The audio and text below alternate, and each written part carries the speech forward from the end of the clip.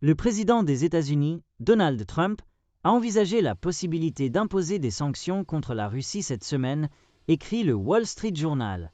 Les sanctions sont envisagées parce que Trump est frustré par les attaques du dirigeant du Kremlin, Vladimir Poutine, contre l'Ukraine, et par le rythme lent des négociations de paix, rapporte BuzzPlus.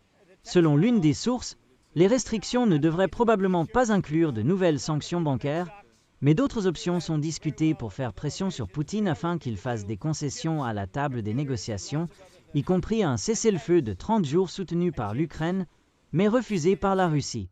Par ailleurs, le WSJ a écrit que Trump pourrait également décider de ne pas imposer de nouvelles sanctions, rapporte BuzzPlus. Trump est également fatigué des négociations de paix et envisage de s'en retirer si une dernière poussée ne fonctionne pas.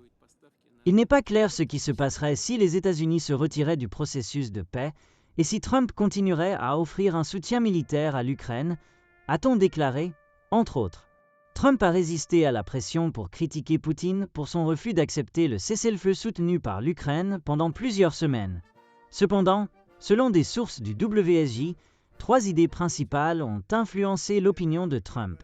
Premièrement, son antipathie envers le président ukrainien Volodymyr Zelensky, qui, selon Trump, encourage un conflit prolongé en insistant sur les sanctions, même si Zelensky a accepté le cessez-le-feu. Deuxièmement, Trump croit que des sanctions supplémentaires contre la Russie ne limiteraient pas sa capacité à mener la guerre, mais compliqueraient les efforts pour rétablir les liens économiques entre les États-Unis et la Russie.